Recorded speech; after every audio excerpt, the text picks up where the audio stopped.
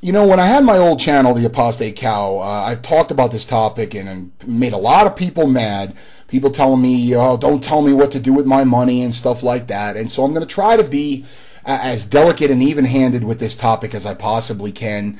I'm kind of jumping on the bandwagon a bit because recently Review Tech USA made a video on this. BG just made a video on this topic today. And that is new games still coming out on last gen. I understand that some people don't want to make the plunge to current gen yet.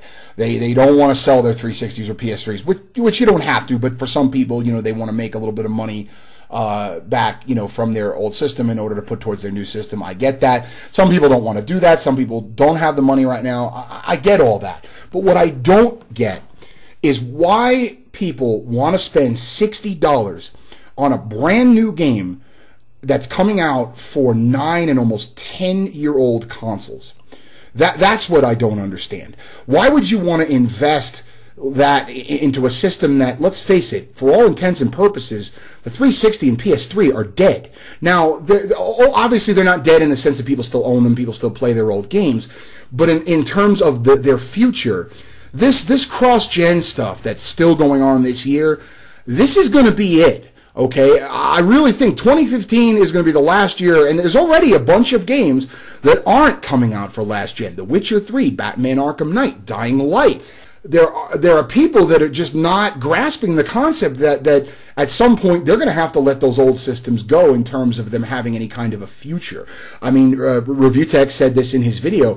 The Xbox 360 at the end of this year turns 10. November of 2005, that console came out. Guys, you have 9.5 years worth of games to play on those systems. I don't understand why you would want to spend money on new games for these old systems. You're going to be getting, obviously, an inferior version of the game, and you're going to pay top dollar for it. It's not like it's a discounted price. You're going to be spending the same amount of money that I'm spending, let's say, to get Battlefield Hardline, for example, right? And you're going to be getting the inferior version of the game. And I don't understand why people want to do that. And not only that, you're investing more money in the past and not the future.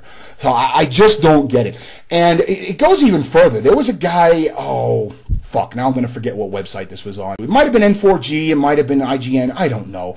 It was on a comment board. And this guy, this was a couple months ago when Dying Light was like just coming out, or was just about to come out.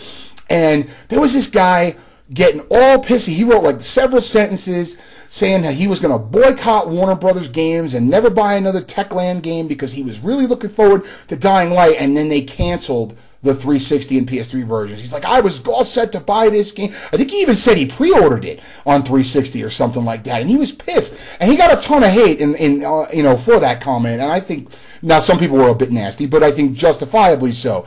And it's like, bro, I understand that you want to play games on your old console, but at some point you got to move on, and you can't hold Warner Brothers and Techland, let's say, for just to use them as the example.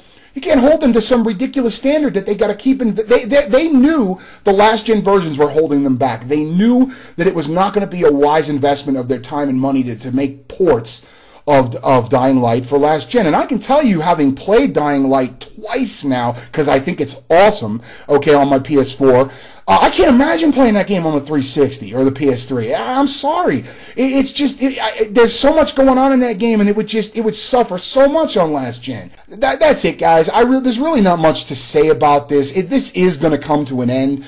But guys, put your money, save up for a new system. Trade your old systems in, whatever you need to do. But holding on to it and insisting that new games should continue to come out for your old system is a pipe dream. Okay, these systems are almost 10 years old in the case of 360, and 9.5 years old, or, well, whatever, I can't remember the fucking math. 9 and 10 years, okay, they're old. They're old. And we have new consoles. It's time to just, you know, accept them for what they are, accept their libraries for what they are, play the old games if you want to, but if you want to play new games, guys, save up your money, get a new system. I'm not telling you what to do with your money. I'm just trying to offer you what I think is some common sense. That's all, guys. Make of that what you will. I'm not trying to offend anybody. Talk to you later. Bye-bye.